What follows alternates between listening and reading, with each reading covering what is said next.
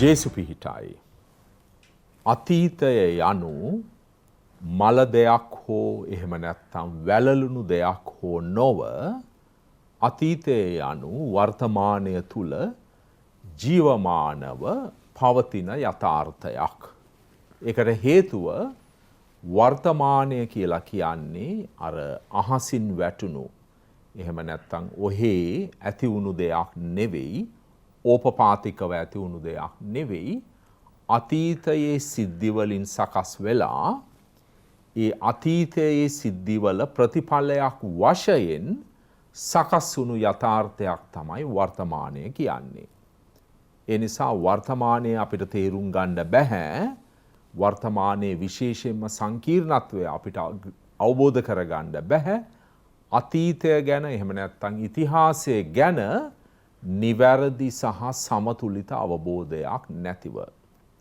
එතකොට මේ විශ්ව සභා වරුණ යන මේ සාකච්ඡා මාලාවේ ප්‍රධාන පරමාර්ථයත් එයයි. අපට සභා ඉතිහාසයෙන් වර්තමාන ජීවිතයට ලබාගත හැකි මඟ පෙන්වීම, ආලෝකය තෝරා බේරා ගැනීම, පැහැදිලි කර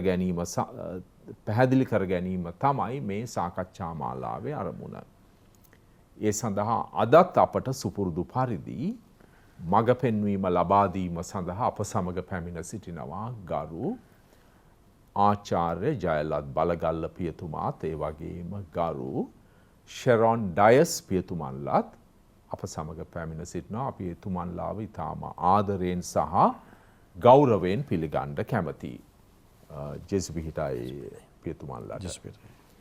අපි දැන් විශේෂයෙන්ම පසුගිය සාකච්ඡාවේදී අවධානය දුන්නා 19 සතවර්ෂය හමාර වෙලා 20 වන සතවර්ෂය පැමිණීමත් සමග මේ සතවර්ෂවල ඊටාම තීරණාත්මක දායකත්වයක් දෙන ලද ශුද්ධෝත්තම පියතුමන්ලා දෙදෙනෙක් ගැන අපි මූලික අවධානය දුන්නා. මම හිතන්නේ ඔබතුමන්ලාට මතක ඇති 13 ලියෝ පාප්තුමත්, ඒ වගේම දසවන පියුස් පාප්තුමන්ලගෙත් ඒ මහා කාර්යභාරය කොහොමද සිදු වුණේ කියන එක ගැන.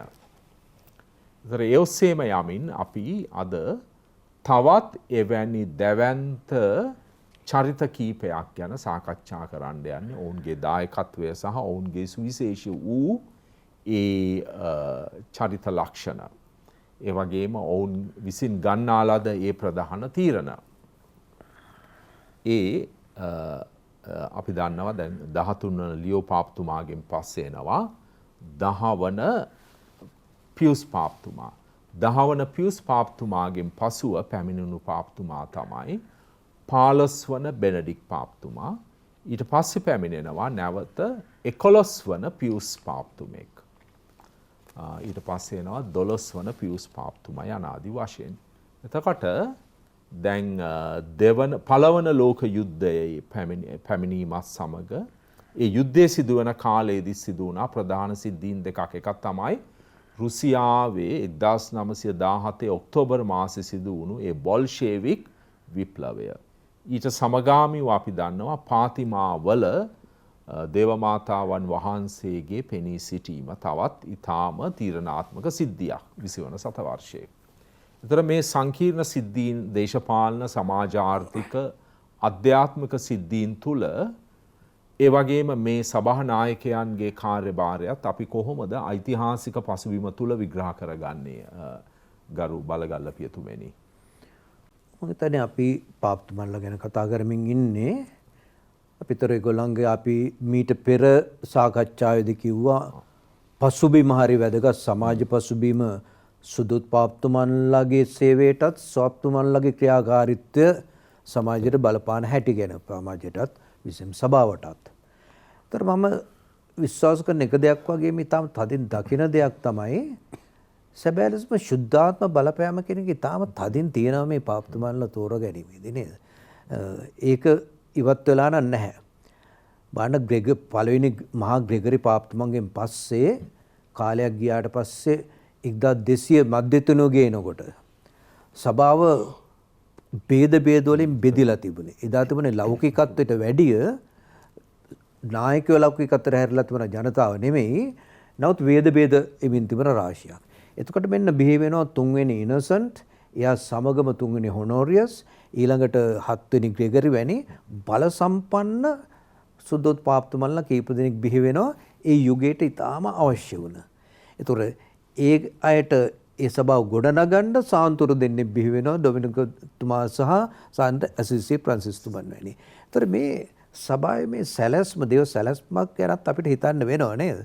මේ නූතන යුගය ගත්ත වුණොත් අපිට පේනවා අපි සාකච්ඡා කළා මීට ඉස්සෙල්ලා 20 වෙනි සතවර්ෂයේ ආරම්භය සමගම අලුත්ම යුගයක් ආරම්භ වෙන්නේ නේද?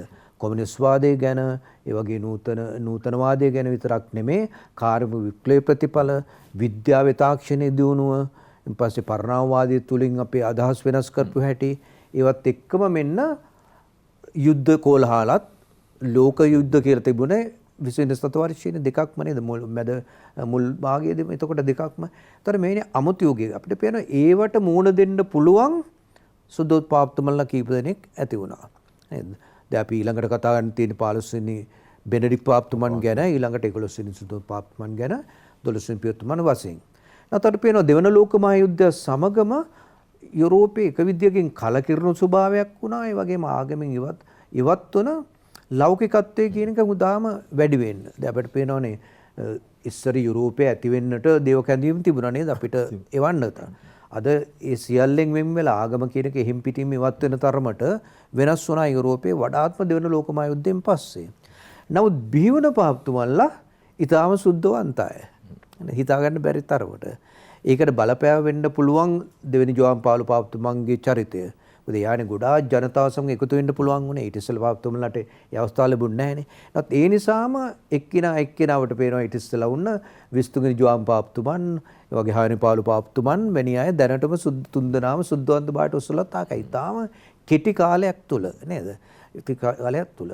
ඉතින් මේ වගේ සමාජයේ අර ක්‍රියාව ප්‍රතික්‍රියාව දෙක එකට යනවා නේද? සභාව වෙන් වෙන්නේ නැහැ. තව සමහර ලාවට සභාව ලෝකෙට සම්බන්ධ වෙමින් අද ඒකට අවස්ථාව ලැබුණා. ඒතර අපි දකින දෙයක් තමයි 20 වෙනි සතවර්ෂයේ වෙන සිදුවෙන දෙයක්. අර පාප්තුමන්ලගේ වෙනස් වීම විතරක් නෙමේ, සමාජ ප්‍රශ්නවලට පාප්තුමන්ලා වෙන්න සහභාගී වීමක්. බෙන්ඩි පාප්තුමන් ගොඩක් දුරට සහභාගී වෙනවා. නමුත් විශේෂයෙන්ම 11 වෙනි පියුස් පාප්තුමන්ගේ කාලෙදී සමාජ ප්‍රශ්න ගැන ඊටාම තදින්ම සම්බන්ධ වෙනවා. එතුමන් මේ උන්න පාප්තුමන් අතරින් සමහරු සලකනවා ඊටාම ප්‍රබලම පාප්තුමන් වශයෙන් නේද? උඟක් දුරට අපි එතුමන් ගැන අධ්‍යයනය කරලා තියෙන ඊටාම අඩුවෙන්. 11 වෙනි පාප්තුමන් ඊටාම අඩුවෙන්. අපි ඊළඟට පාප්තුමන්ලා ගැනයි සාකච්ඡා වුණේ.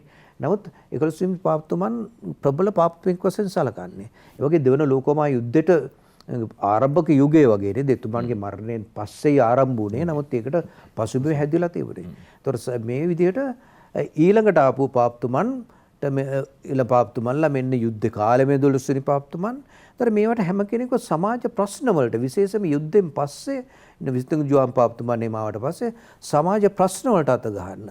දැන් තව දුරටත් මේ අර සභාව රැකගන්න හැංගිලා ඉන්න නෙමෙයි අපිට පේන්නේ 19 වෙනි සතවර්ෂයේදී අපිට ඊට සභාව අයින් වුණා නේද? අපි සභාව අර ගෙටෝ මෙන්ටැලිටි එක Tamanටම සීමා වන ලෝකයකට යන්න පටන් ගත්තා 19 වෙනි සතවර්ෂයේ අවසාන කාලේ ඉවත් වෙන්න ලෝකයෙන්. 10 වෙනි පියුස් පාප්තුමන් කාලේ අපි කිව්වා ඊටම හොඳයි. නමුත් එතුමන් සභාව ගැන වැඩිපුර සැලකුවේ. නැතර ගෙටෝ මෙන්ටැලිටි කාවේ අපේ සමහරලාවට ආධ්‍යාත්මික දේවල් වල පවා. බලන්න අපි හුඟක් දුරට අධ්‍යාත්මික අභ්‍යාස යාඥාවල් වෙන දේවල් සුද්ධෝපය රාත්‍රී කෘතුන් වහන්සේ සමග හිඳීම නොකිතුන් නුවණ පරණ නුවණ වර්ග තියෙනවා නේද? ගොඩක් බැලුවොත් එම රාත්‍රී ඒ දේවල් ඇති වුණේ මේ කාලේදී. සභාව පුළුවන් තරම් ලෝකෙ ඉවත් වෙලා අර එක විදියකින් සභාවයි රජය එකතු වෙලා වුණ කාලෙන් පස්සේ දෙක බෙදුණයි කියලා කිව්වේ දෙක ස්වාධීනව වැඩ දිනුනා නෙමෙයි. අර ලැම්නේ වැනි බලාපොරොත්තුනේ ස්වාධීන සමාජයක් තුල ස්වාධීන සභාවක්නේ. ඒක නෙමෙයි අපි දකින්නේ 20 වෙනි සතවර්ෂයේදී මුල් යුගයේදී සභාව ලෝකෙන් ඉවත් වෙලා හක් වෙලා Tamanටම සීමා වන ලෝකයක ඉඳ හැදීමක්. මේක ක්‍රමයෙන් මේ දෙකම එකට ගියා. සමාජයට එන්න හදන ගමන්ම එක පැත්තකින් සභාව ඉවත් වුණා. මේක 1950 දක්වාම දෙවන වත්කාන මන්ත්‍රී සභාව දක්වාම තිබුණා. ඒතර අපි මේ විදිහට මේ தත්ත්වෙ මත තමයි මම හිතන්නේ අපිට ඊළඟට සාකච්ඡා කරන්න සිදු වෙන්නේ බෙන්ඩික් පාප්තුමන් කොහොමද දෙවන ලොකුමහා යුද්ධයේදී ක්‍රියා කළ ආකාරය ඊළඟට ඒකෙන් පස්සේ 11 වෙනි පියතුමන් කොහොමද ඒකට සහභාගී වුණේ ඒකේ තිබුණ මේ තුවාල සුව කරන්නට මොනවද එතුමන් විසින් කළේ කියන ඊළඟට ආපු දෙවන ලෝක මහා යුද්ධයේදී පියුස් පාප්තුමාට මුහුණ දෙන්න උන සිදුවීම් එතුමා ඇයි ඉවත් වෙලා වුණාද ඒකෙන් එහෙම නැත්නම් නිහඬව ඉන්න හේතු මොනවද මම හිතන්නේ ඒවා තමයි අපි ගැඹුරින් මේ අද සාකච්ඡාවේදී සාකච්ඡා කළ යුත්තේ කියලා හිතනවා. හොඳයි. පොඩි දෙයක් සඳහන් කරන්න ඕන. ඒ පාලසන බෙනඩික් පාප්තුමා වශයෙන් ඉඳී පළවන ලෝක යුද්ධය කාලයේදී ඒක අපි ඒ පසුබිම ඔළුවේ තියා ගන්න ඕන. ඒ වගේම මේ ගරු ෂෙරොන් ඩයස් පේතුමා මේ පසුබිම කොහොමද විග්‍රහ කරලා දෙන්නේ? මේ කාලේ මේ ලෝකෙල් විශාල පෙරලිසි දුණු පසුබිමක කොහොමද මේ පියතුමන්ලා පාප් වහන්සේලා එයට ප්‍රතිචාර දක්වන්න උත්සාහ කරේ කියන එක. මම හිතන්නේ මේ විශේෂයෙන්ම පාලස්වනේ බෙන්ඩික් පාප් වහන්සේගේ පසුබිම ගත්තාම අපි කිව්ව විදිහට ඔය පළවෙනි ලෝක මහා යුද්ධයේ තමයි මූලික වශයෙන් අපිට තියෙන්නේ. ඒතකොට අපි දකින්නට ඕන මේ ලෝක මහා යුද්ධය ඇවිල්ලා ඒක ඇවිල්ලා මේ දේශපාලන නැත්තම් සමාජීය ප්‍රශ්නයක් විතරක් උනේ නැහැ අවසානයේදී. අවසානයේදී ඒක අපි කතා කරනවා කොයි වගේද ඔන්න මේ අපේ ආධ්‍යාත්මිකවත් ඒක බලපාන්නේ නැත්නම් අපි කතා කරනවා සභාවටත් කොහොමද මේ ප්‍රශ්නේ බලපාන්නේ කියලා. මොකද යුද්ධයක් වුණයි කියලා කියන්නේ යුද්ධයකින් පස්සේ අවසානයේදී අපි දකින ප්‍රතිඵල කොයි වගේද කියලානේ. ඒතර යුද්ධයක ප්‍රතිඵල ගත්තාම මේ ප්‍රතිඵල ඇවිල්ලා නිකන් දේශපාලන වෙන්නේ නැහැ. සමාජීය වෙන්න ඊට පස්සේ දකින්න කොයි වගේද ඒ හරහා ඊට පස්සේ ඒකේ අතුරු ඵලයක් වන තව බොහෝ ව්‍යසනයන් අපි දකිනවා සිද්ධ වෙනවා සමාජයත් එක්ක. ඒතකොට අපි දකිනවා මේ කාලයේදී ඇති වෙච්චාම මේ ප්‍රශ්නත් එක්ක සිදු වෙනවා ඔන්න සභාවටත් ඒකට සම්බන්ධ වෙලා ක්‍රියාකාරී වෙන්න. මොකද ඒක තමයි සභාව මත යන ගොඩක් වෙලාවට හැමතිස්සෙම වගේ තිබිච්ච ප්‍රධාන දෙයක් තමයි මේ සාමය කියන දේනේ.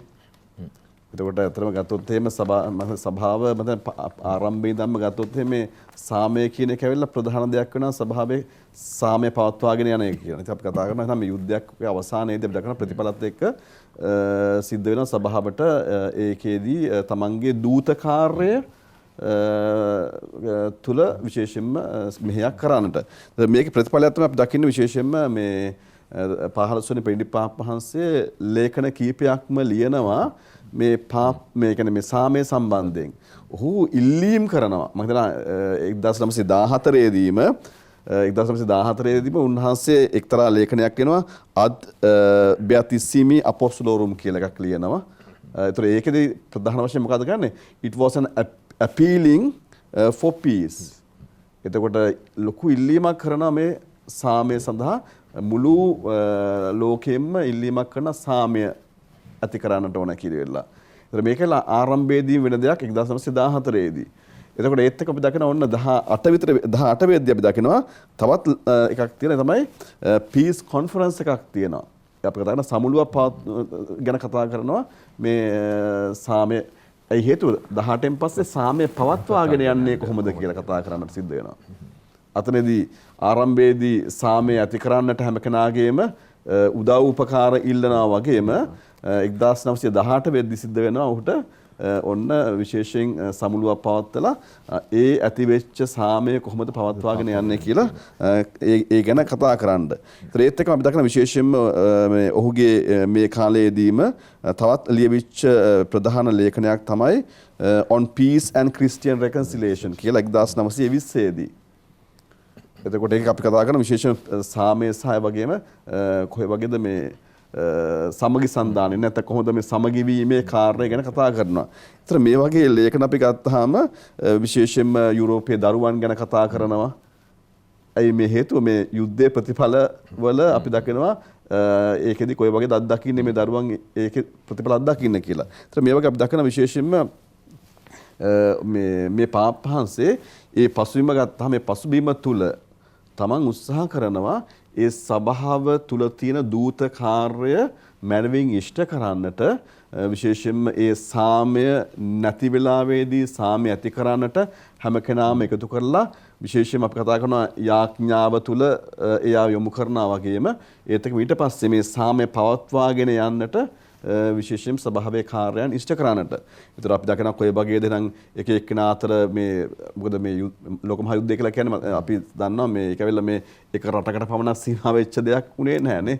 එතකොට අපි ගත්තොත් මේක මුළු යුරෝපයට සහ යුරෝපයෙන් පරිබාහිරවත් මේක බලපාපු යුද්ධයක්. ඒ නිසා අපි දකිනවා කොයි වගේද මේ පාප් වහන්සේ මේ අවස්ථාවේදී විශේෂයෙන්ම කටයුතු කරන්නේ කියන ඒ කාරණාව. එතකොට මේ වගේ කාලයක් අපි ගත්තොත් එහෙම දකිනවා මේ වගේ සාමය ගැන කතා කරද්දිම මේ කාලයේදීම තමයි මම ඉස්සලා අපි කියුණා ඒ කියන්නේ ඔය පාතිමාවේ දේවමාතා දර්ශනය ගැන කතා කළානේ. ඒතර අපි සාමාන්‍ය දන්න දෙයක් තමයි 1917 මැයි 13 තමයි ඒ දර්ශනයන් ආරම්භ වෙන්නේ. අවසන් වෙන්නේ ඔක්තෝබර් මාසයේ 13. එතකොට මේ වගේ දිගු කාලයක්. ඒතර අපි දැක්කොත් එහෙම හරියට බැලුවොත් එහෙම හරියටම 17 ඔක්තෝබර්. එතකොට 18 ආරම්භයේදී වගේ අපි දකින ඔන්න යුද්ධය අවසන් වෙනවා. ඒතර අපි දකිනවා කොයි වගේද ඒ වගේ අවසානයේ ඉල්ලීමනේ මොකද පාපහංශ ඉල්ලනවා මේ සාම වෙනුවෙන් ඒ අයට අවදි වෙන්නට කියලා ඒ වගේම ක්‍රියා කරන්නට කියලා ඒ වගේම අපි දකිනවා කොයි වගේද මේක ඊට පස්සේ ඒක විසඳෙන්නේ මේ වගේ කාලයකදී කියලා. ඉතින් ඒතර අපි දකින දෙයක් තමයි ඒතර මේ හරහා අපි දකිනවා කොයි වගේද ඔන්න මේ පාපහංශලා ක්‍රියාත්මක වෙන්නේ ආධ්‍යාත්මිකව මේ ගොඩනගන්න විතරක් නෙමේ සමාජීය ප්‍රශ්න වලටත් මැදිහත් වෙලා ඒකෙදිත් ඒ ආකාරයෙන් නොඑක ආකාරයෙන් තමන්ගේ ඒ දූතකාරය ඉෂ්ට කරන්නට. ඒතර අපි ඒතර විශේෂයෙන්ම අපි දකින දේක් තමයි දැන් අපි මීටිසලත් කිව්වනේ අපි කිව්වා දැන් 10 වෙනි පියුස් පාපහංශයෙන් පස්සේ මේ වගේ කාලයකදී අපිට හම්බ වෙන මේ 15 වෙනි බෙන්ඩික් පාපහංශය කියලා කියන්නේ ඔහු ඇවිල්ලා වෙනම විදිහේ පුද්ගලයෙක්. ඒතර අපි දකිනවා කොයි වගේද ඔහු එතකොටත් ඔහුත් සමාජය සම්බන්ධයෙන් සමාජයට ගිහිලා ඒ සම්බන්ධයෙන් සාකච්ඡා කරලා අපි දකිනවා කොයි වගේද ඒ තමන්ගේ දූතකාරය ඉෂ්ට කරමින් ලොකු සේවාවක් කරන්න කියලා ඒ පසුබිම තුල. ඉතින් මම හිතනවා බෙන්ඩික් පාප්තුමන් ගැනම තව ටිකක් එකතු කරන්න එතුමන් ෂර්න් පීතුමන් නොකියපු හරියක වගේ දැන් ලෝක මහා යුද්ධේ නතර කරන්න ඇත්තොස්සෙන්ම පාලුසෙන් බෙන්ඩික් පාප්තුමන් හැකිතාක් උත්සාහ කළා නේද? හැම පක්ෂයකටම ප්‍රොටෙස්ටන්ට් පැත්තේ වගේ රටවල් වලට ඉතාලියේ මුස්ලිම් වැනි සියලු කෙනාටම ඉල්ලුම් කළා. නමුත් ඒ අය තදින්ම ඕන කළේ යුද්ධ කරන්න. එතුමන්ට මොන විදිහින්වත් ඇහුම්කම් දුන්නේ නැහැ. ඒතකොට ඒකේ ප්‍රතිඵලයක් වශයෙන් අපිට පේනවා මේ යුද්ධය ඇති වුණා. යුද්ධයේදී කියනවා මිලියන් 10ක් පමණ මැරුණායි කියලා. මිලියන් 10ක ලක්ෂ 100ක් නේද? ලක්ෂ 100ක් යුරෝපය තුල මැරුණා. අනිත් පැත්තේ මිලියන් 20ක් විතර තුවාල වුණායි කියලා. ඒතර මේ මිලියන් 30ම ක්‍රිස්තියානින් නේද? ඒතර ක්‍රිස්තියානි ලෝකයක් තුල ක්‍රිස්තියානි. ඒතර පාප්තුමන්ටත් කාටවත් නිහඬව ඉන්න බෑ. ඒතර අපිට පේනවා එතුමන්ට ඕනනම් දෝෂාරෝපණය කරන්නට තිබුණා. මම කියපු දේ ඇහුවා නම් මේක සිදු වෙන්නේ නැහැ කියන එක. නැත්නම් එතුමන් ඒක කරන්න ගියේ නැහැ. ඒ වෙනුවට කලේ මේ තුවාල සෝපත් කරන්න හැකිතාක් උත්සාහ කළා. එතුමන් ඉල්ලුම් කළ හැම රටවලම අපි දයාවේ සේවාවන් පටන් ගන්නට ඕන, දුකින්ට උදව් කරන්නට ඕන, මේක නැවතර වෙනස් කරන්න ඕන කියන. කොච්චර හරි වර්සෙල්ස් ගිව්සුමට අර ජර්මනියේ කොටස් වලට බෙදන්න ඕන කියන. ඒක කියවනකට එයා ප්‍රතික්ෂේප කළා. ජර්මනි හෙලා දැක්කේ නැහැ නේද? ඒතර පේනවා එතුමන් උත්සාහ කළේ තුවාල සූපත් කරන්න. මේ නිසා සිද්ධ වුණේ අර දසවෙනි පියුත්තුමන්ගේ අපි කිව්වේ හොඳ ගොඩාක් මැද්දේ තිබුණ අඩුපාඩුවක් තමයි රජ ඉවත් වීම අර බාහිර ලෝකෙන්. ඒක නිසා පීටර් වෙස්ට් කියලා කෙනෙක් කියලා තිබුණා මේ 15 වෙනි බෙන්ඩික් පාප්තුමන්ගේ පැමිණීම හරියට විප්‍රවාසයෙන් නැවතීමක් වගේ කියලා. ඒ කියන්නේ නැවතවරක් මෙන්න අර නිහඬ වුණාට කතා කිරීමේ අවස්ථාව තමන්ගේ අදහස් ප්‍රකාශ කිරීමේ අවස්ථාව ඒ අවස්ථාව ලැබුණා මේ පාප්තුමන්ගේ කාලේ. ඒ විතරක් නෙමෙයි රජවල් වශයෙන් පවා කියනවා මේ සභා එකමුතුව පටන් ගත්ත එක විදිහකින්. අපි කියන මේ ක්‍රිස්තුණු එකමුතුව නේද? පටන් ගන්නවා ස්ථිර මේ නීති අනුකූල වශයෙන් නෙමෙයි. නමුත් එකිනෙකා දැනගත්ත අද අපිට බෙදලා ඉන්න බෑ ක්‍රිස්තියානි කතෝලික කියලා. අපි මේ එක්සත් යුරෝපයක් ගොඩනගන්නට උත්සාහ දර යුතුයි කියලා. ඒතර ඒකෙදි එතුමා ඒ හැම කෙනෙක්ම 15 වෙනි බෙන්ඩික් පාප්තුමන්ගේ මාර්ගය අගය කරන්න පටන් ගත්තා. කියනවා මෙන්න තානාපති සමදකම් 25 දක්වා 17ක් දොකේද තිබුණේ රටවල් ඒ වෙනකොට 25 දක්වා වැඩි වුණා. මේ 25න් 3ක් අපි කියමු ප්‍රබල ප්‍රොටෙස්ටන්ට් රටවල්.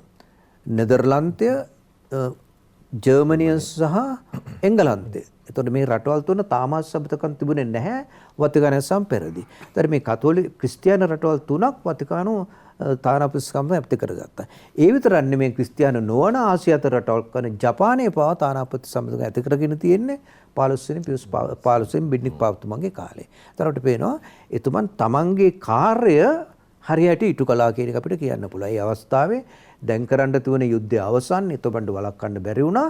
ඒකට දෝෂාරෝපණය කරමින් ඉන්නව වෙනුවට කඩා වැටෙන ලෝකයේ ගොඩනගන්නට මම හිතන්නේ බෙන්ඩික් පාපතුමන් විසින් විශාල සේවාවක් කළ බවයි කියවෙන්නේ.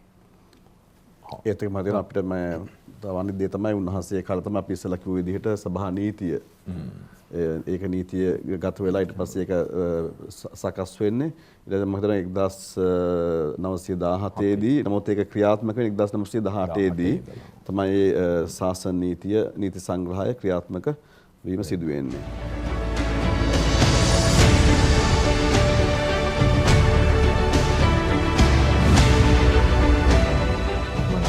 තේරෙනවා මේ බොහෝ විට අර එතුමා සම්බන්ධයෙන් තියෙන දෙයක් තමයි බොහෝ අය කතාබහට ලක් වෙන්නේ නැති පාපවරයෙක් 20 වන සතවර්ෂයෙන් ඉඳපු ප්‍රසිද්ධ දැවැන්ත පුද්ගලයන් එක්ක බලනකොට බොහෝ අය නිකන් අහලා නැහැ වගේ නේද 15 වන බෙනඩික් කියන්නේ කවුද කියන එක. නමුත් ඇත්තට එතුමා ඊටාම තීරණාත්මක දායකත්වයක් ලබා දුන්නු. ඒ වගේම සභා ඉතිහාසයේ ඊටාම දුෂ්කර කාල පරිච්ඡේදයක ඒ සභාව අපි නැවක් නම් ඒ නැව බොහොම අමාරුවෙන් අර ගල්පරවල හැපෙන්නේ නැතුව කුණාටු වලින් බේරගෙන මෙහෙවන ලද දැවැන්ත නායකයෙක් තමයි 15 වන බෙනඩික් ශුද්ධෝත්තම පියතුමා.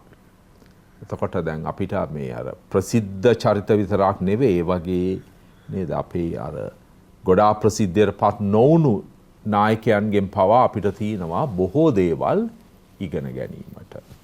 ඒතර මේ 15 වන බෙනඩික් පාපතුමාගේ ඒ දුෂ්කර කාලේ අවසන් වීමත් සමග අපට තව දැවැන්ත චරිතයක් මතු වුණා සභා ඉතිහාසයේ තමයි 11 වන පියුස් පාපතුමා. මෙතුමාගේ කාලෙදිත් බොහෝ දේවල් සිදු වුණා. සමාජ ආර්ථික වශයෙන්ුත් සභාව තුලත්. ඒතර අපිට ඒ පාපතුමාගේ පසුබිම ගැන සහ ඒ සමාජ ආර්ථික පසුබිම ගැන යම් අවබෝධයක් ලබා දෙනවද ගරු බලගල්ල පියතුමනි? ඔව් එතුමන් දෙපැත්තකින් බැලුවොත් එකක් දෙවන ලෝක මහායුද්ධයට ක්‍රමානුකූලව ලෝකෙ හැඩ ගැහුණු යුරෝපයේ එතුමන්ගේ කාලය තුලදී නේද? එක පැත්තක ඒකින් නිදොස් කරගන්න. අනිත් පැත්තෙන් නැවත වරක රාජ්‍ය සබඳතා වැඩි දියුණු කර ගැනීමටත් එතුමන්ට පුළුවන් වුණා. දැන් අපි කියමු රෝමේ සභාවට අයිති තුන ජනපද සුද්දාසන් ජනපද නිදහස් කරගත් එතුමන්ගේ කාලෙදී. කරගෙන අර ඊට ඉස්සර දමේ පියුස් පාපතුමන්ගේ කාලෙදී වතිකානයේ සිරකරුවෙක් කියන අදහසින් උන්න ඒක නැති කරගෙන ස්වාධීන බවට පත් කරගත්තා වතිකානය. තවදුරටත් කාටවත් අයිති නැති ස්වාධීන දෙයක් කරේ. ඒක කරගන්න පුළුවන් උනේ 11 වෙනි පියුස් පාපතුමන්ගේ කාලෙදී. ඒ වගේම රාජ්‍ය සබඳතා ඊටාම වැඩි දියුණු වුණා අනිත් රටවල් සමග නේද? එතකොට මේ රටවල් තිබුණා. නමුත් ප්‍රශ්නේ මතුනේ එතුමන්ට ඒ දේවල් මැද්දේ කොමියුනිස්ට් වාදය ඊටාම තදින් වැඩි දියුණු වෙන්න පටන් ගත්තේ 11 වෙනි පියුතුමන් පාලනය කරපු කාලෙදී. මොකද 1917 දී එක පැත්තකින් මේ සභාව තුළ ප්‍රතිමා දර්ශන වැනි જાති වලින් එවැනි දේ සිදු වෙද්දී තවත් පැත්තක මෙන්න ලෝකේ අපිට පේනවා රුසියාවේ බොල්ෂෙවික් ජයග්‍රහණය තුලින් කොමියුනිස්ට් අර සා රජුරුවන්ව පරාදය කරමින් අලුත් රාජ්‍ය කොමියුනිස්ට් රාජ්‍යයක් බිහි වෙන හැටි. එතකොට මේ ඒක විශාල ලෙස බලපෑවා. මොකද ක්‍රිස්තියානි ඒක කොමියුනිස්ට් වුණා කියන එක අපි දන්නවා අද කොමියුනිස්ට් වාදය නෙමෙයි එදා කොමියුනිස්ට් වාදය. එදා කොමියුනිස්ට් වාදේ ගොහෝවත් දුරට සභා විරෝධී දෙයක් වශයෙන් ගියේ. නේද? සභාව නිසා විශාල වශයෙන් දේවස්ථාන කන්‍යාරාම තාපසාරාම විනාශ කළා. පූජකරුන්ව මරා දැම්මා. එතකොට මේ தත්ත්වය අපිට පේනවා එතුමන්ට මූණ දෙන්න සිදු වුණා එතුමන්ගේ පාලන කාලෙදී. ඒතර ඒ විතරක් නෙමේ කොමියුනිස්ට් වාදයෙන් නෙවෙයි වුණත් වෙනත් ඒ වලින් ප්‍රාණ පරිත්‍යාග වුණ රටවල් තිබුණා රාශියක් මෙක්සිකෝව ජපානයේ රටවල් කීපයකම ස්පාඤ්ඤ වෙන රට මේ කතෝලික ස්පාඤ්ඤය තුල නේද? ඒතර කතෝලික මෙක්සිකෝව තුල මෙන්න බොහෝ කතෝලික මැරුවා විශේෂයෙන් පැවිදි අයව. ඒතර මේවට එතුමන්ට මූණ දෙන්න සිද්ධ වුණා. ඒවට කොහොමද එතුමන් දුන්න පිළිතුර? අනිත් පැත්තෙන් අපි කියමු තද කතෝලික රටවල් වශයෙන් තිබුණ පෝලන්තය, හංගේරියාව වැනි රටවල්, යුගොස්ලාවිය රටවල් රුසියාව අනුගමනය කරමින් කොමියුනිස්ට් වාදය කරා යනවා. ඒතකොට එතුමන් දැක්ක මේ රුසියාව ඕර්තොඩොක්ස් ක්‍රිස්තියානිටි තියෙන, කියන්නේ රෝමානු කතෝලික සභාවේ කොටසක් නෙමෙයි. නමුත් මේවා රෝමානු කතෝලික සභාවේ කොටස් වශයෙන් කොටස් හංගේරියාව, යුගොස්ලාවිය, පෝලන්තය තුන් රටවල්. ඒවත් මෙන්න කොමියුනිස්ට් වාදයට හැරුණා නේද? එතකොට ක්‍රිස්තියානි ක්‍රමයෙන් සභාවෙන් ඉවත් වෙන. ඒතර මේ වගේ ප්‍රශ්න රාශියකට එතුමන්ට මූණ දෙන්න සිද්ධ වුණා. එක එක පැත්තේ එක එක විදිහේ. එක පැත්තකින් යුද්ධයකට සූදානමක්, අනිත් පැත්තෙන් මේ කොමියුනිස්ට් වාදයේ පැතිරීම, සමාජවාදී පැතිරීම, වෙන රටවල් ප්‍රශ්න ප්‍රාණ පරිත්‍යාග කරනු වීම, මෙන්න ක්‍රිස්තියානි මරා දැමීම, මේ හැම ප්‍රශ්නයකටම මූණ දීමේට සිදු වුණා 11 වෙනි පියුස් පාප්තුමන්ට. ඒතර අපිට පේනවා එතුමන් විසින් ලියපු විශ්වලේඛන කීපයක් අතරින් ප්‍රධානම විශ්වලේඛනයක් අපි හිතනවා කොඩ්රිජස් මන්නෝ නැත්නම් 40 වෙනි වසර. ඒතර මේක ලියුනේ 13 වෙනි ලියෝ පාප්තුමන් විසින් 1891 දී ලියපු වෙහෙසෙන මිනිස්සු නැත්නම් කොඩ්රිජස් මන්නෝ එකේ 40 වෙනි වසර වශයෙන් නේද? ඒකේ 40 වෙනි රේරුම් වාරුම් එකේ 40 වෙනි වසර සමරීමටයි මේක. ඒ නිසා කොඩ්රිජස් මන්නෝ කියන්නේ 40 වෙනි වසර. එතකොට ඇත්ත වශයෙන්ම මේ විශ්වලේඛනයේ පළවෙනිවට සිංහලට පරිවර්තනය කළේ මම විසිනුමි. ඒ නිසා මේ විශ්වලේඛනය. ඒතර පේනවා එවැනි විශ්වලේඛනයක් තුලින් නැවත වරක් අලුත් ඉගැන්වීම් රාශියක් දෙන්නට එතුමන් උත්සාහ කරනවා. කොඩ්රිජස් මන්නෝයිගේ ගන්නේ අර වෙහෙසෙන මිනිස්සු නැත්තම් ඒකේ තියෙන දෙයමයි, රේරුම් නුවාරුම් එකේ තියෙන දේවල්ම තමයි බොහෝ දුරට සාකච්ඡා වෙන්නේ. නමුත් අලුත් විදිහකට දැන් එතුමන් දකින දෙයක් තමයි එදා 13 වෙනි ලියෝ පාප්තුමන් කතා කළා මෙන්න ධනවාදය ගැන. එහෙම නැත්නම් පුද්ගලික දේපල ගැන නේද? බැටු බෙදී යාම ගැන මේ දේවල් සාකච්ඡා කළා. එතකොට එතුමන් දැක්ක මේ දේවල්ට අදටත් වළංගුයි. මේ කියන හැම දෙයක්ම එතුමන්ගේ කාලයටත් වළංගුයි. නමුත් ඊට වෙනස් විදියකට. මොකද ඒ වෙනකොට අවුරුදු 40ක් ගත වෙලා. අවුරුදු 40ක් ගත වෙනවා කියන්නේ ලෝකෙ වෙනස් වෙලා. ඒක නිසා මේ දේවල් කතා කරන්නට ඕන. පුද්ගලික දේපල ගැන කතා කරනොත් එදා විදිහට නෙමෙයි අලුත් විදිහට කතා කරන්න ඕනේ. ධනවාදය ගැන කතා කරනවා නම් අලුත් විදිහට ගැන කතා කරන්න ඕනේ. මොකද ධනවාද රටවල් රාශියක් බිහිවෙමින් තිබුණේ. නේ ප්‍රථම බිහිවෙමින් තිබුණේ. එතකොට පුද්ගලික දේපල හැමදාම සභාව විසින් පිළිගත්තා. ඒතර සුද්ධෝතම පියතුණුත් පිළිගත්තා. කිව්වේ නෑ පුද්ගලික දේපල එපයි කියලා. එපයි කියලා කිව්වේ නෑ. පුද්ගලික දේපල නමුත් බෙදී යන්නට ඕන. හැම මේ පුද්ගලික දේපල අන්තවාදී ලෙස අයිති කරගත්තොත් ටික දෙනෙක් විසින් එතකොට එකෙන් පළක් වෙන්නේ නැහැ. ජනතාවට පළක් වෙන්නේ නැහැ. ඒ නිසා පුද්ගලික දේපල සීමා සහිත වෙන්නට ඕන. ඒක රජය අත ගහන්න ඕන ඕනට වැඩි කියොත්. ඒතර නෙවෙයි ප්‍රොඩක්ටිව් වෙන්න ඕන. ඒතර මම යම් කිසි දෙයක් අයිති කරගෙන තියාගෙන ඉන්න ඕන පුද්ගලික දේපලක් කියලා නිකන්. දැන් සමහරලාට ඔබ දකින්නේ නැත්නේ ලැටින් ඇමරිකාවේ පිලිපින වෙන රටවල් වල ඉතාම ධනවාදී අය විසින් දහස් ගණන් කර අයිති කරගෙන කිසි දෙයක් නොකර තියලා තියෙනවා නේද? කිසි දෙයක් කරලා නැහැනේ. නැත් අනිත් අය ඒ විඩම් වටේම මෙන්න ඉන්නවා ලක්ෂ ගණනෙන් දුගෑ අඟලක්වත් නැතුව. නැත් මේගොල්ලෝ කිසිම දෙයක් වැවිල්ලක් කරන්නේ නැතුව ඉරන් තියාගෙන තියෙනතොර කියනවා පැහැදිලිව පුද්ගලික දෙයක් තියෙනවා නම් ඒ පුද්ගලික දේ දැන් ඒකෙන් යම් දෙයක් උපදවන්නට ඕන. ඒ දෙන් අනිත් අර දෙන්නට ඕන. මේක පුද්ගලික දේපල කිව්වා මේ වගේම අපි හිතන්නේ හුඟක් දුරට මේ ඉඩම් ආදිය ගැනනේ. ඉඩම් නෙමෙයි. මේ වෙනුවට පුද්ගලික දේපල ගැන හිතුවා එතුමන් මේ අපි යම් කරන ක්‍රියාවක් වෙන කර්මාන්තයක් වෙන්න පුළුවන්. මගේ තියෙන යම් කිසි දේපලක් වෙන්න පුළුවන්.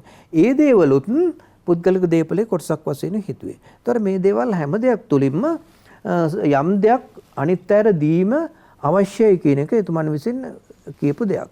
එතකොට තව දෙයක් තමයි මම හිතන්නේ 11 වෙනි පියුස් පාප්තුමන් ගැන කියද්දී අපි කවදාකවත් කතා නොකරන දෙයක් තියෙනවා. දැන් අපි හුඟක් දුරට කතා කරන්නේ participatory church නැත්තම් මොකද කියන්නේ සහභාගීශීලී සභාව කියන එක නේද? දැන් මේක අපි කොයිලෙත් කතා කරන්නේ මොකක් සමගද? දෙවන වතිකාන මන්ත්‍ර සභාව සමග නේද? නමුත් ඇත්ත වශයෙන්ම සහභාගීශීලී සභාවක් අවශ්‍යයි කියන එක පටන් ගන්න 11 වෙනි පියුස් පාප්තුවන් විසින්.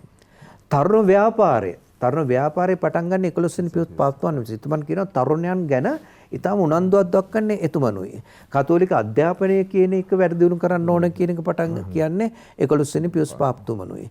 ඒ වගේම මේ ගිහියන් සභාවට එන්න ඕන. සභාව පාලනය විය යුත්තේ පැවිදි අවිතින් විතරක් නෙමෙයි ගිහියන්ට ඕනයි කියන එක පළවෙනි වරට ඉදිරිපත් කරන්නේ 11 වෙනි පියුස් පාප්තුමන් විසින්. ඒතර සභාව කියන එක සුළු පිරිසකට නෙමෙයි සියලු දෙනාගේම සභාවයි කියන එක කෙරේ. ඒතර කතෝලික ව්‍යාපාරය කියන එකද හරි බලවත් දෙයක් තිබුණන්නේ යුරෝපයේ තුල අපිත් වෙන ඒතර කතෝලික ව්‍යාපාරය කියන එක පටන් ගත්තත් 11 වෙනි පියුස් පාප්තුමන් විසිනුයි. ඒතරට පේනවා අපි හිතුවේ නැති බොහෝ දේවල් සහභාගී සභාවක් ගැන කතෝලික අධ්‍යාපනය ගැන තරුණයන් ගැන එතකොට මේ එවැනි දේවල් රාශියක් ගැන එතුමන් කතා කරනවා මේ කොඩ්ඩිස් මන්නගේ තුඟ දුරු සඳහන්. ඒතර පුද්ගල දීපල ගැන ධනය බෙදිය යුතු ගැන සාධාරණ වැටුප ගැන කියන මේ හැම දෙයක් ගැනම අලුත් දේවල් වගේම අලුත් විදියට කතා කිරීමක් අපි දකිනවා. අර කොඩ්ඩිස් මන්නගේ මේ වේසන් මිනිස්සු රුණාරුකේ තියෙන ඉගැන්වීම එතුමන් තමයි වැඩි දියුණු කරන්නේ. එතුමන් වැඩි දියුණු කරනවා. වැඩි දියුණු කරේ ඇයි? එතුමන් කියන අර දේවල් වෙනස් තිබෙන්න ඕන. නමුත් එදා සමාජයට ගැළපෙන ලෙස ඒවා ඉදිරිපත් කිරීමක් අපි දකිනවා 40 වෙනි වසරේදී. ඒ අතින් අනේ ඒ නිසා වෙන්න පුළුවන් සමහරු සලකන්නේ 11 වෙනි පාප්තුමන් මේ කාලේ වුණ පාප්තුමන්ලා අතර ඉතාම ප්‍රබලම පාප්තුමන් හැටියට. ඒ අර ක්වාඩ්‍රා ජෙසුමෝ අන්නෝ කියන ලේඛනයේ පළවෙන්නේ 1931 දී 1891 පළ වුණු රේරුම් නොආරුම් කියන ඒ විශ්ව ලේඛනය අවුරුදු 40ක් වුණාන් පස්සේ එයට ප්‍රතිචාරයක් වශයෙන් තව වැඩි දියුණු කරා. ඒ වගේම තව දෙයක් සිදු වුණා එතුමාගේ කාලේදී මම හිතන්නේ පියතුමනේ 1929 දී අර ලතරන් ගිවිසුම බෙනීතෝ මුසලීනි සමග ඒ ගැන යමක් ඔබතුමා සඳහන් කරන්න කැමතිද ඒ සම්බන්ධයෙන්? ඒකත් සමග තමයි අපිට හිතන්නේ අර වතිකානයේ නිදහස් බවට පත් කරගත්තේ නේද? ඒ වතිකානයේ තවදුරටත් ජනපද නැහැ. නමුත් වතිකානයේ නිදහස් රාජ්‍යයක් බවට පත් කරගත්තේ. ඒ වගේ කොන්කෝඩාට් කියන එක මම හිතන්නේ කොන්කෝඩාට් වලින් අර ඒ රටවල් වලට උදව් දීම අවශ්‍ය අවස්ථාවල උදව් දීම. එතකොට ඒක ජර්මනිය, ප්‍රුසියාව, ඉතාලිය, ප්‍රංශය මේ රටවල් සමගයි ඒ කොන්කෝඩාට් කියන එක ඇති කරගත්තේ. එතකොට ඒකත් සිදු වුණේ කොන්කෝඩාට් කියලා කියන්නේ කතෝලික සභාවයි රාජ්‍යය අතර ගිවිසුමක්. ඒතර ඒකත් 11 වෙනි පියුස් පාප්තුමන්ගේ පාලන කාලෙදී ඇති වුණේ. මෙතන ලතරානු ගිවිසුම ගැන කතා කරලා මම හිතන්නේ දැන් අපි අර කතා කළා සාමාන්‍ය අපි දන්න දෙයක් තමයි 1870 වෙනි ඔය රෝමේ අල්ලගන්නේ ඉතාලි රජය රෝමේ අල්ලගෙන ඊට පස්සේ පාප් වහන්සේව වතිකානු හිරකාරයෙක් හැටියට තියාගත්තා කියලා කතා කරනවානේ. ගැරිබාල්ඩි. ඒතර ගැරිබාල්ඩි සහ පළවෙනි වික්ටර් ඉමැනුවෙල් කියන රජතුමන් යටතේ නේ. එතකොට අපි කතා කරනවා මේකෙන් පස්සේ මොකද්ද වෙන්නේ? ඔහු එතකොට වතිකානුවේ තමයි ඉන්නේ. නමුත් අපි දකිනවා ඊට පස්සේ ක්‍රමක්‍රමයෙන් අර ඒ වතිකානුවට සම්බන්ධ තවත් ස්ථාන කීපයක් නම් කිරීමක් සිදු කරනවා ලතරාන ගිවිසුමත් එක්ක. උදාහරණයක් ගත්තොත් එහෙම එතකොට මේ පාප් වහන්සේට වතිකානුව වගේම ලැටරන් බැසිලිකාව තියෙන ප්‍රදේශය සාන්ත පාවුලු බැසිලිකාව අර කියන්නේ තාප්පෙන් එළිය තියෙන්නේ ෆෝර් දෙල්ල මූරේ. ඒතර ඒ කොටස සාපව කතා කරනවා කස්ටෙල් ගන්ඩොල්ෆෝ ඒ නිවාරු නිවිකේතනයේ තියෙන්නේ. ඒතර මේ වගේ ඒ පාප් වහන්සේට අයිති තවත් ස්ථාන කීපයක් රෝමේම තියෙන ඔන්න නියම කරන පාප් වහන්සේ යටතේ තියෙනවා කියන ඒ ගිවිසුමත් එක්ක කියලා. ඒතර මෙතන මේක අතරම සිදු වෙන්නේ අපි දකිනවා බෙනීතෝ මුසොලිනි කියන ඒකාධිපති නායකයා පැසිස්ට්වාදී නායකයා ඉන්න කාලේ තමයි සිද්ධ වෙන්නේ. දැන් මේකත් ඇවිල්ලා අපි දකිනවා කොයි වගේද කියලා. දැන් එක පැත්තෙන් ගත්තාම සාමාන්‍ය අපි දන්න දෙයක් තමයි ඒ කාලේ කමියුනිස්ට්වාදීන් සහ පැසිස්ට්වාදීන් සාමාන්‍යයෙන් අපි කියන්නේ කතෝලික සභාවට එරෙහිව පීඩනයන් ඇති කරපු කාලයක්.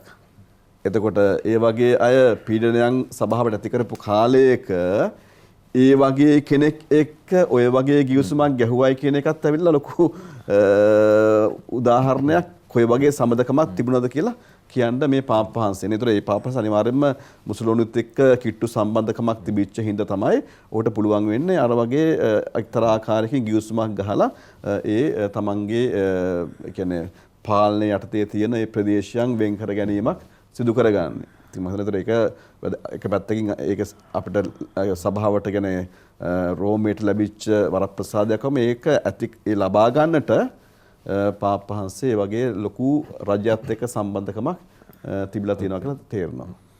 මම හිතන්නේ 11 වෙනි පාවුතුමන් ගැන එතුමන් පුද්ගලයා ගැනයි සේවය ගැන තවත් කීපයක් මම හිතන්නේ සඳහන් කරන්න ඕන. එතුමන් ගුරුවරයෙක් නේද? අධ්‍යාපන වෘත්තියේ ගුරුවරයෙක් කියන සාමාන්‍ය පාසල් වල නෙමේ උසස් තත්ත්වයේ උන්න කෙනෙක්. ඒ විතරක් නෙමේ අවසානයේ වතිකානු පුස්තකාලයේ අධිපති වශයෙන් සේවය කළා. ඒ නිසා එතුමන්ට බොහෝ දුරට අර අධ්‍යාපනයේ ගැනයි නොයෙකුත් ಜಾති පැරණි සභාව ගැන දැනගැනීම හැකියාව අධිපති වශයෙන් කාලයක් එතුමන් ඒක වුණා. ඒ වගේමයි එතුමන් පුස්තක කඳු තරණය කරන්න ඉතාම දක්ෂ කෙනෙක් කියලා කියනවා පාප්තුමන්. මොන්ටේ රෝස නේද? කඳු රෝස කියන කන්ද තරණය කරලා ආවට පස්සේ එතුමන් පොතක් ලියලා තිනවා. ඒ පොත නිසා පොතත් ඉතාම ජනප්‍රිය වුණා. ඒ වගේම එතුමනුත් ජනප්‍රිය වුණයි කියලා කියනවා. ඒතකොට පුද්ගලයා ගැන ගත්තා වුණත් අර අපිගේ ප්‍රබල චරිතයක්. තමන් කරන්න ඕන දේ තමන් දන්නව මොනවද කරන්න ඕන. කිසි කෙනෙකුට බිය නැතුව තීරණ ගත්ත පුද්ගලෙක් කියලා කියන වගේ තීරණ අහා ඉන්නේ කරන්න ඕන තීරණේ ගන්න පුළුවන් ප්‍රබල චරිතයක් තියෙන කෙනෙක් හැටියට 11 වෙනි පාප්තුමන් සලකන්නේ. ඒ වගේ එතුමන් පෝලන්ති තානාපති වශයෙන් වුණා. වගේම මිලාන් වල අවසාන වශයෙන් පාප් වහන්සේ වෙන්න පෙර මිලාන්නේ අගරදුගුරුතුමන් වශයෙන් වුණේ. එතුමන් ගැන කියන්න තියෙන තව දෙයක් තමයි එතුමන්ගේ ධර්මදූතික පැත්ත ගත්තාම නේ ධර්මදූතික මං කවර ගිහියන් ගැන ඉස්ලාම කතා කළා. ගිහි ව්‍යාපාර උනන්දු කළේ එතුමන් විසිනුයි. සහභාගීශීලී සභාව ගැන කතා කළේ එතුමන් විසිනුයි පළවෙනි වරට. දෙවෙනි වතිකාන සභාවෙන් නෙමෙයි. නමුත් ඒක අපි හුඟක් දුරට දන්නේ නැති අමතක කරන දෙයක්. ඒ වගේමයි එතුමන්ගේ ධර්මදූත දැක්ම යුරෝපයට සීමා වුණේ නැහැ. ධර්මදූත දැක්ක එතුමන් හැමතිස්සෙම කියපු දෙයක් දේශීය සභා බිහි වෙන්නට ඕනයි කියලා. දේශීය සභා බිහි වෙන්නට ඕන කියලා. ඒ නිසා එතුමන්ගේ කාලය තමයි පටන් ගත්තේ දේශීය රදගුරුවරුන් බිහි වෙන්නට. දේශීය රදගුරුවරු වෙන පළවෙනිම දේශීය රදගුරුතුමන් මට මතක නෑ රට 1926 දී බිහි වෙලා තියෙන්නේ. ඒතකොට ඒ කියන්නේ මේ පාප්තුමන්ගේ කාලෙදී. එතුමන් පුළුවන් තරම් උනන්දු කළා තවදුරටත් යුරෝපයෙන් යන රදගුරුතුමන්ලා නෙමේ ඒ රටවල් වලින් රදගුරු බිහි යුතුයි දේශීය සභා බිහි යුතුයි කියන දේ ආරම්භ කළෙත් එතුමන් විසිනුයි. ඒතකොට මේ විදිහට අපිට පේනවා රදගුරු ඇත්තෙන්ම එතුමන් බොහෝ අංශවලින් නේද? ඒක අංශයකට නෙමේ බොහෝ අංශවලින් සභාව ගොඩනගන්නට විතරක් නෙමේ අනිත් අය සමග සම්බන්ධතා. ඒ වගේම හිට්ලර්ගේ කාලේ හිට්ලර් ගොඩනැගීගෙන ආයේ මේ කාලේදී නේද ක්‍රමානුකූලව හිට්ලර් තමන්ගේ බලය වැඩි දියුණු කරගත්තේ. ඒතකොට හිට්ලර් මුලදී පෙන්눔 කළේ ඇත්ත වශයෙන්ම සභාවට ඉතාම ලැබි කෙනෙක් වශයෙන්. මේක එක රැවටීමක් වුණා. ඒක විදියකින් රැවටිල්ලක් බවට පත් වුණා. මොකද පාප්තුමනුත් හිතේ මේක ඇත්ත කියන එක. හිට්ලර් මුලදී පෙන්눔 කළේ අර ඉස්සෙල්ලාම තමන්ව ගොඩනගා ගන්න නේද? ගොඩනගාගෙන කොහොම හරි බලයටපත් වෙන්න. ඉස්සෙල්ලා කම්කරු ව්‍යාපාරයෙන් පටන් අරගෙන අවසානයේ රටේ නායකයා තත්ත්වයට එන්න. ඒතකොට මේ තත්ත්වෙට ඒ විදිහට එතුමන් කිව්වා තව දුරටත් මේ සභාවල් බෙදලා ඉඳලා වැඩක් නැහැ. ක්‍රිස්තියානි වෙන්න බෑ. ඒ වගේම මම යුරෝපයේ ගොඩනම් විශේෂම ජර්මනිය ගොඩනගන්න යන්නේ ක්‍රිස්තියානි ප්‍රතිපත්ති මතයි කියන විදිහට හිට්ලර් මුලදී කතා කළේ. ඒතකොට මේක එක විදිහක රැවටිල්ලක් වුණා. නමුත් එතුමන් කරන්න දෙයක් නැහැ. මොකද මේක තමයි හිට්ලර් පෙන්නපු දේ. නමුත් හිට්ලර් බලයටපත් වීම සමග අපිට පේනවා මෙන්න එහෙම් පිටිම වෙනස් පුද්ගලයෙක් වුණා. ඒතර මේ නිසා තමයි එතුමන්ගේ අර විශ්ව ලේඛනවල මේක විදිහකින් බොල්ෂෙවික් කොමියුනිස්ට් වාදයට වගේම මේ නාසි විරුද්ධව කතා කිරීම දේවල් ඉති වෙන්නේ මේ ඇති වුණ තත්ත්වයේ මත. මේ තරවට පේනවා 11 වෙනි පියුස් පාව්තුමන් ගැන කතා කරද්දී විවිධාන්ත රාශියකින් කතා කරන්න පුළුවන් පුද්ගලෙක් වශයෙන් පේන්නේ. විශේෂයෙන්ම 12 වෙනි පියුස් පාව්තුමන්ව ගොඩ නැගුණොත් එතුමන් මත නේද? මොකද 12 වෙනි පියුස් පාව්තුමන් ඒ කාලේ රාජ්‍ය ලේකම් 11 වෙනි පියුස් පාව්තුමන් යටතේ උන්න රාජ්‍ය ලේකම් එවලේ උන්න පචෙල්ලි කියන කාර්යතුමනුයි පසුව 12 වෙනි පියුස් පාව්තුමන් බවට පත් වුණා. දැන් හිට්ලර්ගේ පැමිණීම වැදගත්. හිට්ලර් බලයට පත් වෙන්නේ 1933 දී තමයි. 32 දී ඡන්දයෙන් දිනලා 33 ඔහු අර එංගලන්තයේ චාන්සලර් ජර්මනියේ චාන්සලර්වරයා වශයෙන් පත් වෙනවා. ඊට පස්සේ තමයි දෙවන ලෝක යුද්ධයට පාර හැදිලා 1939 දී ඒ යුද්ධය පටන් ගන්නෙ. ඒතර මේක බොහෝම ලෝකයටත් සභාවටත් ඉතාම දුෂ්කර තීරණාත්මක කාලයක්.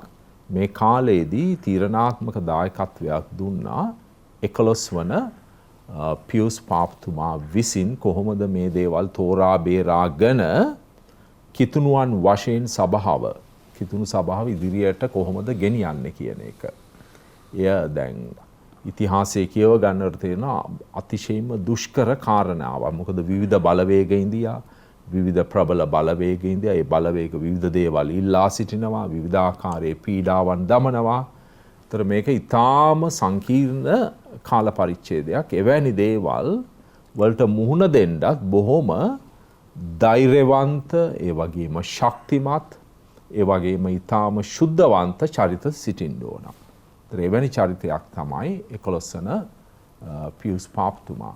ඒතර මේ පසුබිම ගැන තව ටිකක් ගරු ෂෙරොන් ඩයස් පියතුමාට අපට මඟ පෙන්වීමක් ලබා දෙන්න පුළුවන්ද පියතුමනි? දැන් මහාචාර්යතුමා කිව්ව කුමාරි මේ දැන් කොයි වගේ දර ශුද්ධවන්ත චරිතයක් එහෙම කතා කළානේ. අපි දකින දෙයක් තමයි උන්වහන්සේගේ කාලේ උන්වහන්සේ ලියපු ලේඛන ගත්තාමත් උන්වහන්සේ ඔය ශුද්ධවන්තයන් ගැනත් කතා කරනවා. උන්වහන්සේ කළ ලේඛනයක් තමයි ස්තුදියෝරුම් දූෂ්‍යම් කියන ලේඛනය. ඒකේ කතා කරන තනිකරම සාන්තෝ තෝමස් ඇක්වයිනස් තුමා ගැන කතා කරනවා. ඒත් එක්කම තවත් එකක් තියෙනවා. ඒකේ සෙන්ට් ඔගස්ටින් ගැන කතා කරනවා. අගොස්ටින් තුමා ගැන කතා කරනවා. ඒතර මේ වගේ අර සභාවේ තියෙන ප්‍රධාන චරිතනේ අපි ගත්තොත් එහෙම අගොස්තීනු තෝමස් ඇක්වයිනස් කියලා කියන්නේ අපි දකිනවා යුග දෙකක අපි දකින නමුත් සම්බන්ධකමක් ඇති කරන දෙන්නෙක් කියලා. ඒතර අපි දකිනවා ඒ වගේ අය ගැන විශේෂයෙන්ම ලේඛන ලියලා මොකද ඒ කාලේ හැටියට අනිවාර්යයෙන් මොකද ඒ ධර්මයේනේ ඒ ධර්මය ඒ අයගේ ඉගැන්වීම් ප්‍රධාන කොට සලකන්න උත්සාහ කරනවා. අනිත් එක තමයි අපි දැක්ක දෙයක් තමයි මේ කාලයේදී මේ අපි මේ කතා කරන මේ පාපහන්සේලා ගත්තාම ඒ අය තමයි අපි ගත්තොත් එහෙනම් මේ සභාවේ සමහර භක්ති අභ්‍යාසයන් සම්බන්ධයෙන් ගොඩක් වෙලාවට මූලිකත්වයක් අරන් තියෙන්නේ. අපි ගත්තොත් එහෙම දේමාතා භක්තිය වෙන්නට පුළුවන්, දිව්‍ය හෘදේ භක්තිය වෙන්නට පුළුවන්.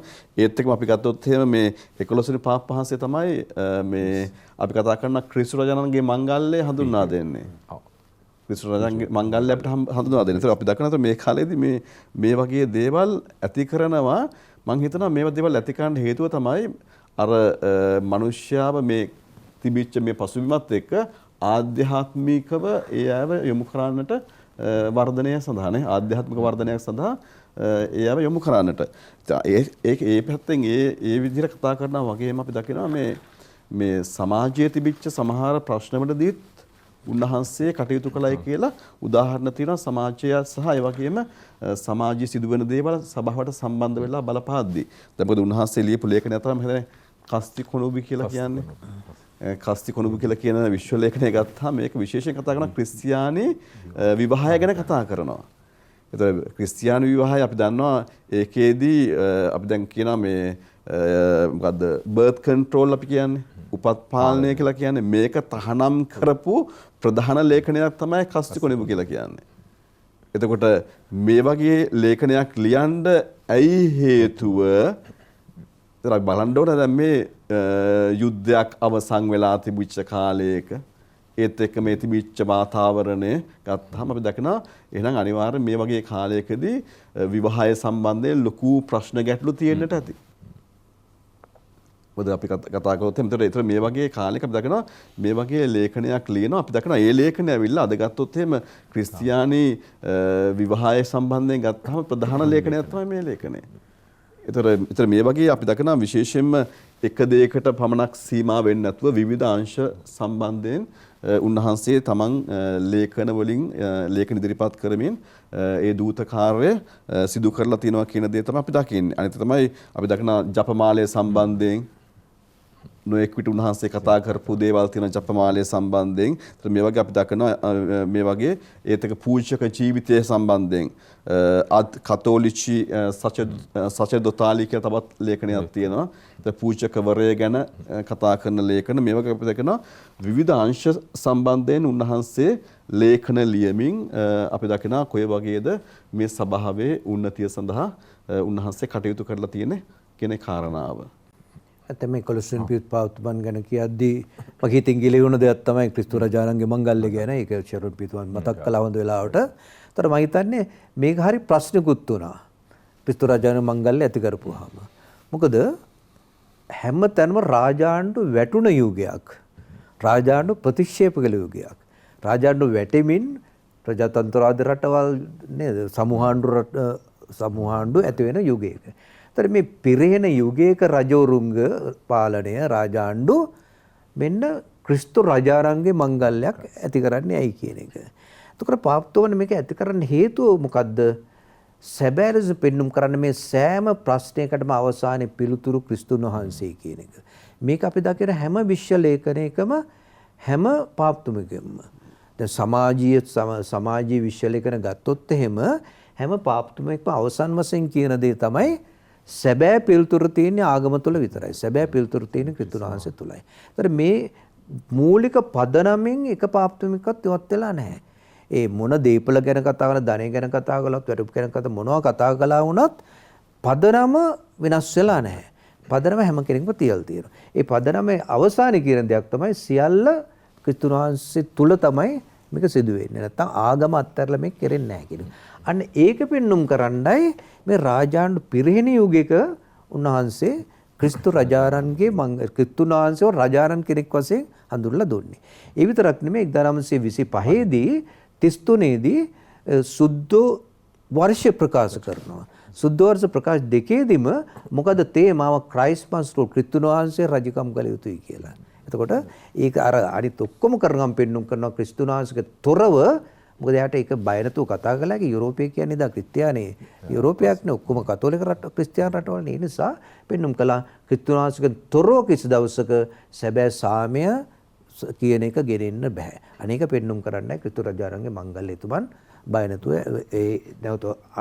ඒ හඳුන්වා දුන්නේ උන්වහන්සේව රජ කෙනෙක් හැටියට. ඒ කාලෙම දුන්නේ අර දිවහෘදේ පටන් ගත්තෙත් ඒ කාලෙට ඒ භක්තිය ඒ මංගල්‍ය මුළු සභාවටම වළංගු කරා. ජූනි 3 වෙනිදා the feast of sacred heart. ඒ වෙනකම් මම හිතුනේ සමහර පළාත්වල මේක සැමරුවේ මේක විශ්ව සභාවෙම මංගල්‍යයක් වශයෙන් ඒ භක්තිය ප්‍රචලිත කිරීම. මොකද ඒතර තවත් එය ක්‍රිස්තු කේන්ද්‍රීය මංගල්‍යයක් නිසා අර මිනිසුන්ව තවත් ක්‍රිස්තුන් වහන්සේට සමීප කරවීම උන්වහන්සේගේ ප්‍රධාන මේ කාර්යභාරයක් වෙලා තිබුණා. එතකොට අපිට ඒක මතට මේ ක්‍රිස්තු මොකද දිව්‍යහෘදය මංගල්‍ය ඇත්තටම ලියෝ the 13th විසින් තමයි ඒ කියන්නේ 13 වෙනි ලියෝ පාපාසින කාල තමයි. එතකොට දිව්‍යහෘදය මංගල්‍ය ඒ කියන්නේ අර බැතිය ඇති කරන්න ඒක ව්‍යාප්ත වෙන්න පටන් ගන්න. ඒක මූලික වශයෙන්ම උනන්දු කරවන්න පටන් ගන්නවා මිනිසුන්ව තවත් උනන්දු කරවීම සඳහා. එතකොට දැන් අපිට හඳුනා ගන්න පුළුවන් මේ පාප්වරුන්ගේ විශේෂයෙන්ම අපි ගත්තොතින් 13 වන ලියෝ පාප්තුමා, ඊට පස්සේ 10 වන පියුස්, ඊට පස්සේ 15 වන බෙනඩික් පාප්තුමා, ඊට පස්සේ දැන් 11 වන පියුස් පාප්තුමා වැනි ඒ පාප්වරුන් විසින් කරන ලද කාර්යභාරයන් වල මේ පැති දෙකම නියෝජනය වෙනවා. කිතුණු දහම කොහොමද සමාජ ආර්ථික දේශපාලන සංස්කෘතික ක්ෂේත්‍රය තුල පරිවර්තන සහ වෙනස්කම් වලට දායක වෙන්නේ කිතුණු දහමේ දැක්මෙන් ඒ අර ලෝකයේ තියෙන දේශපාලන මතවාදී විදිහට නෙවෙයි. එවකට පැතිරීමෙන් තිබුණු සමාජවාදයේ වේවා, කොමියුනිස්ට් වාදයේ වේවා, නට්සි වාදයේ වේවා, එහෙම නැත්නම් ෆැසිස්ට් වාදයේ වේවා, බොල්ෂෙවික් වාදයේ වේවා, මේ හැම දේශපාලන මතවාදයකම අඩුපාඩු, සීමාවන්, දුර්වලතාවයන් ඊටාම හොඳින් ඒ පාප්තුමන්ලා විසින් විග්‍රහ කරගෙන තිබුණා. ඒ වගේම කොහොමද මානව සංහතිය ඒ වැරදි දේවල් වලින් මිදෙන්නේ කියන එක. ඒ වැරදි නැවත කරන්නේ නැතුව ඒවා නිවැරදි කරගෙන කොහොමද එක ප්‍රශ්නයක් විසඳගන්නේ තව ප්‍රශ්නයක් ඇති නොවන විදිහට. දැන් විශේෂයෙන්ම 11 වෙනි පියුස් පාප්තුමාගේ විග්‍රහය එනවා. දැන් බොල්ෂෙවික් විප්ලවය නිසා යම් කිසි විදියක සමාජවාදී ව්‍යුහයක් හදන්න ගියාට ඒයින් සිදු වුණුත් අනිකුත් හානිය කුමක්ද කියන එක. ඒ කියන්නේ එක ප්‍රශ්නයක් විසඳන්න ගිහිල්ලා තව ප්‍රශ්න ඇති වෙනවා. කොහොමද එය වළක්වා ගන්නේ බොහොම ප්‍රඥාවන්ත විදිහට කියන එක එතුමන්ලා බොහොම ගැඹුරින් හඳුනාගත්තා. එතකොට මේ සමාජ ආර්ථික ක්ෂේත්‍රයේ වෙනස්කම් විතරක් නෙවෙයි කිතුණු සභාව තුල සිදුවිය යුතු ප්‍රතිසංස්කරණ, ඒ නවෝදය සහ ඒ භක්තියේ සහ ඇදහිල්ලේ ශක්තිමත් භාවය, ඒ පිබිදීම, එහෙම නැත්නම් ඒ අලුත් නවෝදය කොහොමද සකස් කරගන්නේ කියන එක එතුමන්ලා හඳුනගෙන තිබුණා. නැත්නම් සිදු වෙන්නේ සමාජ ආර්ථික වෙනස්කමක් කරගත්තත් මිනිස්සු තුල අධ්‍යාත්මික වර්ධනයක් සිදු වෙලා නැත්නම් ඒ සිදු වුණු වෙනස්කම නඩත්තු කරගන්න බැරි වෙනවා. මොකද දැන් මේ හැම පාප් වහන්සේ කෙනෙක්ගේම මූලික විග්‍රහය තමයි ලෝකයේ තියෙන හැම ප්‍රශ්නයක්ම අවසාන විග්‍රහයේදී අධ්‍යාත්මික ප්‍රශ්නයක් කියන එක. බැලූ බැල්මට සමාජ ආර්ථික දේශපාලන සංස්කෘතික ප්‍රශ්න වගේ පෙනුනට ඒවල යට යථාර්ථය තමයි, එහෙම නැත්නම් සැඟවුණු යථාර්ථය තමයි මේ හැම එකක්ම අධ්‍යාත්මික ප්‍රශ්න. එහෙම නැත්නම් මේවා අධ්‍යාත්මික අර්බුද.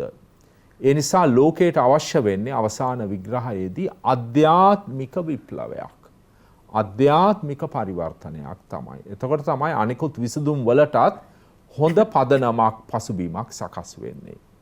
එහෙම නැතුව සිදුවෙන විසඳුම් වලින් වෙන්නේ తాවකාලිකව ප්‍රශ්නයක් විසඳුනාට දීර්ඝකාලීනව නැවතත් මානව සංහතිය අවුලෙන් අවුලට යනවා කියන එක එතුමන්ලා බොහොම ගැඹුරින් හඳුනාගෙන තිබුණා. මං හිතන්නේ වර්තමාන ලෝකයේ දිහා බැලුවමත් ඒ මූලික විග්‍රහය, ඒ මූලික දැක්ම ඊටාම සත්‍යවාදී දැක්මක්. දැන් අදටත් ලෝකයේ තියෙන ප්‍රශ්න ඇත්තට විසඳිලා නැහැ. එන්න ලෝකයේ අවුල් තැනක් බවට පත් වෙමින් තියෙනවා.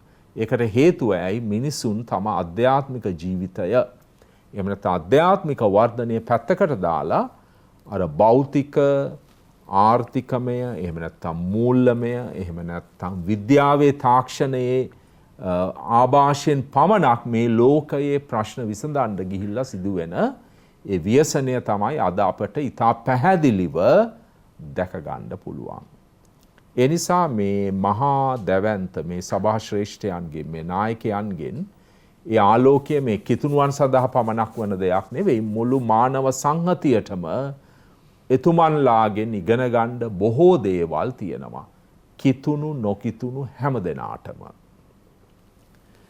අදත් අපට ඒ මහඟු ඒ මඟ පෙන්වීම ලබා දුන් අපගේ ගරු ආචාර්ය ජයලත් බලගල්ල පියතුමාටත්, ඒ වගේම ගරු ෂෙරොන් ඩයස් පියතුමන්ලාටත් අපි ස්තුතිවන්ත වෙනවා ඒ මඟ පෙන්වීම ලබා දීම නිසා. ඒ වගේම අපි බලාපොරොත්තු වෙනවා මේ සාකච්ඡා මාලාවට සහභාගී වෙන, ඒ අනුගමනය කරන, යට ඇහුම්කන් දෙන ඔබ හැමත් එයින් තමන්ගේ ජීවිතවලට අවශ්‍ය ඒ ගැඹුරු අධ්‍යාත්මික මඟ පෙන්වීම සහ ඒ පෝෂණය ලබාගෙන වර්තමාන ලෝකයේ මේ තියෙන ගැටලු වලට, ප්‍රශ්න වලට කිතුණුවන් වශයෙන් සාක්ෂි දැරීමේ කාර්යයට සහභාගී වෙයි කියලා. ඒ නිසා අපි අවසාන වශයෙන් ඔබතුමන්ලට ස්තුතිවන්ත වෙනවා ජේසු පිහිටායේ එතුමන්ලට. ඒ වගේම ඔබ සැමටත් ජේසු පිහිටායේ.